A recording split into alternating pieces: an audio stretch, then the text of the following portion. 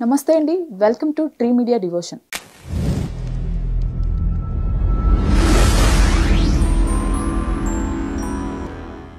మనతో ప్రముఖ ఆధ్యాత్మికవేత్త, సూర్య ఉపాసకులు, sun spiritual society founder Vikramaditya garu ఉన్నారు. సార్ నమస్తే. సూర్యోస్మితల్లి. అయితే బంగ్లాదేశ్లో విక్రమాదిత్య గారు ఒక రకంగా హిందువుల పైన జరుగుతున్న హింసను కానివ్వండి, ఆ వచ్చే వీడియోస్ని కానివ్వండి, అసలు చూడలేకపోతున్నాం వాటిని. అంతటి హింస జరుగుతోంది. మరి హిందువులుగా ఇక్కడ ఒక భారతదేశం అంతా మనది హిందూ దేశం అంటాం, హిందూ మతం అంటాం.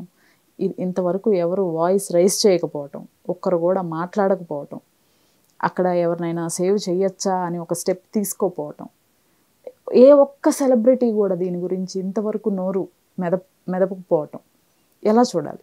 హిందువుల్లో ఐకమత్యం లేకపోవడమే ఇది ఒక దౌర్భాగ్యం. హిందువులలోనే లేదు, మిగతా వాళ్ళలో ఐకమత్యం చాలా బాగుంటుంది. అవును. ఇంకొకటి, ఇప్పుడు మరి మాట్లాడాలి, స్పందించాలి, వాయిస్ ఉండి కూడా. ఇప్పుడు నేను చెప్తే కొంతమంది వింటారమ్మా. ఆదిత్య హృదయం గురించి చెప్పాను, సూర్యోపాసన గురించి చెప్పాను, అందరిలోనూ మార్పు రావాలని చెప్పాను, వింటున్నారు కదా.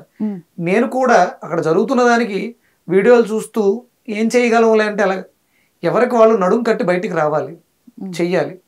బంగ్లాదేశ్లో జరుగుతున్నటువంటి అకృత్యాలకి పాలకొల్లులో ఎవరో ఒక కార్యక్రమం చేశారు.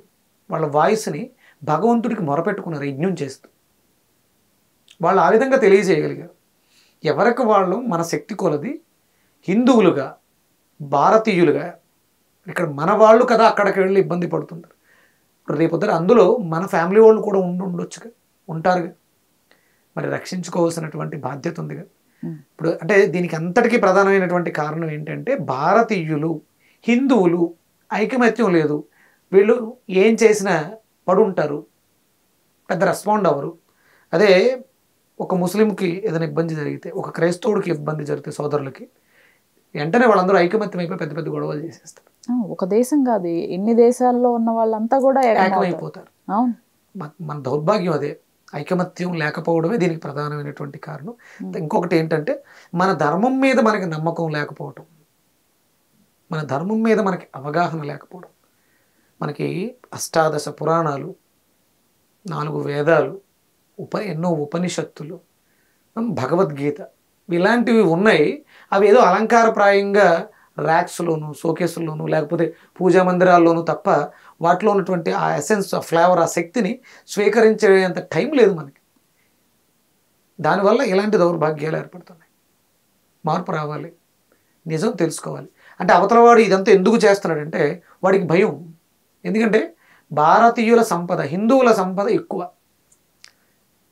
వీళ్ళని భయభ్రాంతులను చేస్తే ఇదే హిందువుగా ఉన్నప్పుడు రెస్పాండ్ అవ్వడు. అదే క్రిస్టియన్గా కన్వర్ట్ అయ్యి మతం తీసుకున్నప్పుడు ఇంకొక హిందువు వీళ్ళని మాట్లాడితే వాడు బైబిల్లో ఉన్న విషయాల గురించి మాట్లాడడానికి వస్తాడు. ఇదే హిందువు క్రిస్టియన్గా మారినప్పుడు గొడవ జరుగుతుంటే క్రైస్తవుడుగా వస్తాడు హిందువుతో యుద్ధం చేయడానికి, కన్వర్టెడ్ క్రిస్టియన్. మరి ఇక్కడ ఉన్నప్పుడు ఏమైంది? ఇప్పుడు ఉన్నటువంటి మాట్లాడుతున్న, యుద్ధం చేస్తున్న వాళ్ళందరూ కూడా ఎవరు? ఇంతకుముందు హిందువులే.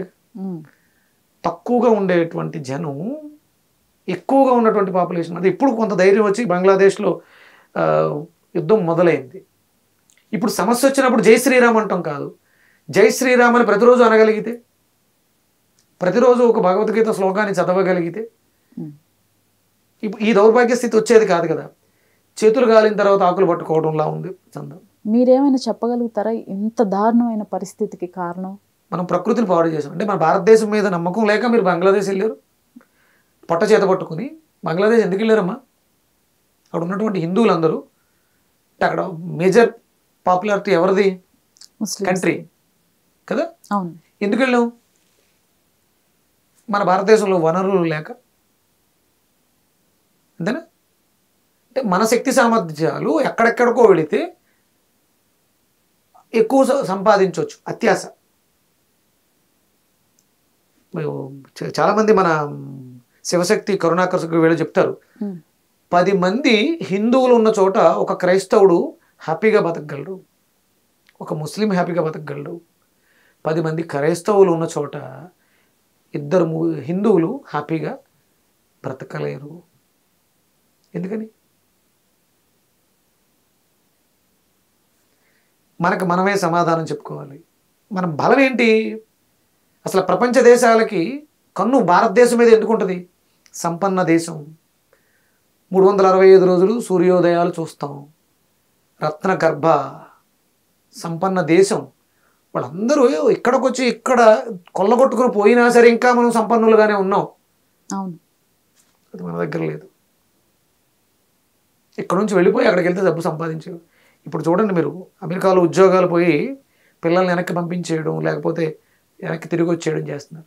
నీ తెలివితేటలు ఇక్కడే పెడితే, నువ్వే ఒక సంస్థని లేపితే ఎవరి మీదో ఆధారపడి బతకాల్సిన అవసరం లేదు కదా.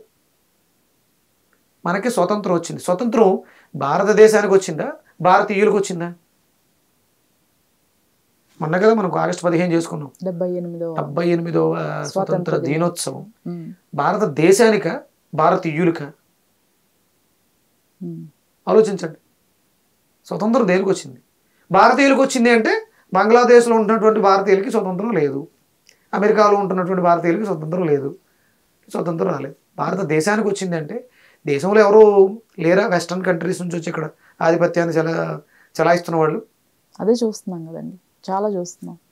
అంటే మనకి స్వతంత్రం రాలే, దేశానికి కూడా రాలేదంటారా? ఓకే. ఎందుకంటే ఈ దేశం అమెరికా దేశం మీద ఆధారపడి సాఫ్ట్వేర్ కంపెనీలు వాళ్ళు అక్కడ శుభ్రంగా వాళ్ళ టైమింగ్స్లో వాళ్ళు పడుకుని ఉంటారు, మనం పడుకునే టైంలో మేలుకొని పని చేస్తున్నాం. అంటే వాడి పెత్తందారితనం ఇంకా మన మీద ఉంది. అదే కంపెనీని మనం ఇక్కడ పెట్టుకుని, మన తెలివితేటలో ఉన్నటువంటి సాఫ్ట్వేర్ వాళ్ళు పెట్టుకుని ఇక్కడ ఉన్నటువంటి ఎంప్లాయీస్కి ఉద్యోగాలు ఇవ్వచ్చు.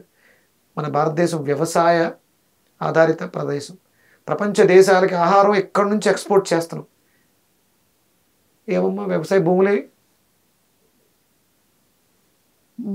పాడేది? ఆలోచించుకోవాలి.